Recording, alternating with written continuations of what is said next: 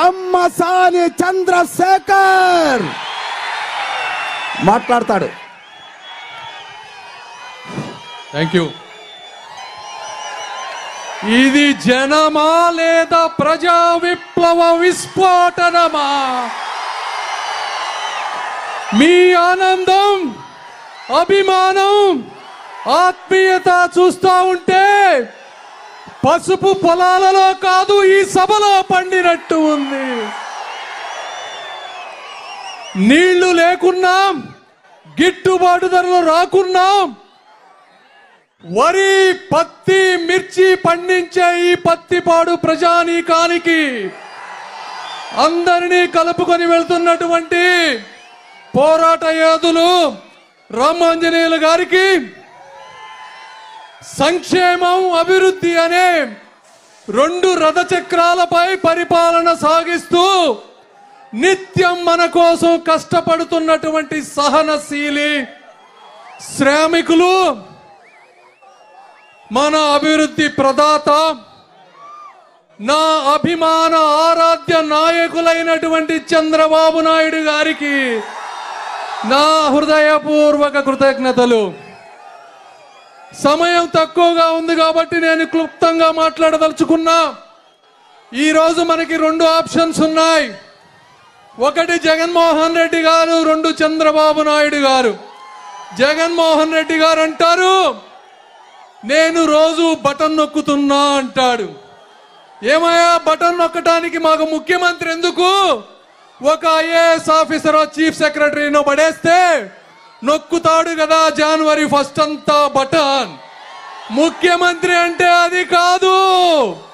ముఖ్యమంత్రి అంటే రాబోయే తరాలకు హైదరాబాద్ లాంటి మహానగరాన్ని నిర్మించగలిగినటువంటి సామర్థ్యం ఉన్నటువంటి చంద్రబాబు నాయుడు గారు లాంటి వ్యక్తి కావాలి.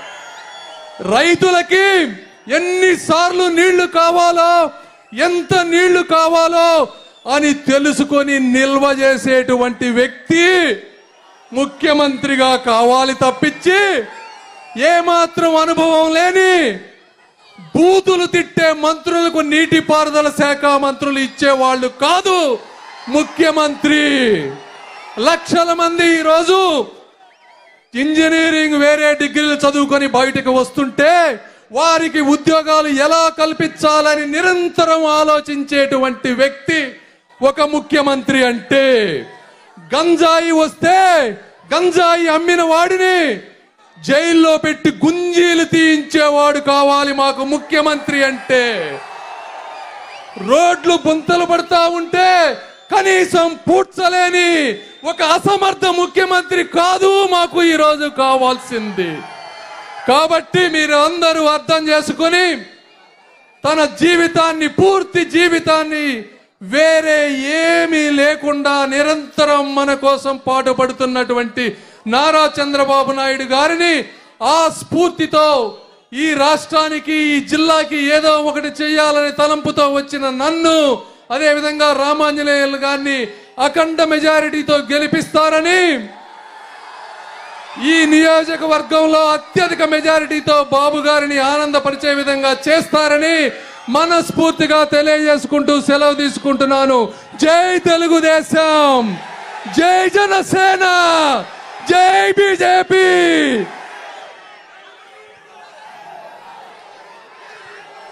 ఇప్పుడు రావి వెంకటరమణ గారు మీ అందరికీ తెలిసే ఉంటుంది. ఒక నిస్వార్థ రాజకీయ నాయకుడు. జగన్మోహన్ రెడ్డి గారికి 10 సంవత్సరాలు ఒక లాయల్టీతో, ఒక క్యారెక్టర్తో, సొంత డబ్బుతో కష్టపడి సేవ చేశారు. ఈ పార్లమెంటు మొత్తం చూసుకున్నారు.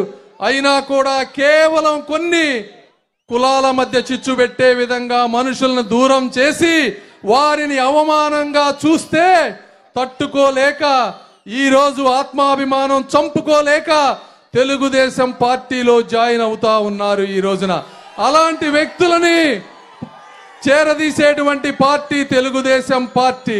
కాబట్టి సార్, మీరు ఇలా వచ్చినందుకు మీ అందరికీ మనస్ఫూర్తి కృతజ్ఞతలు. చంద్రబాబు నాయుడు గారి సమక్షంలో మీరు జాయిన్ అవుతున్నందుకు థ్యాంక్ యూ. వారు ఇప్పుడు 2 నిమిషాలు మాట్లాడతారు.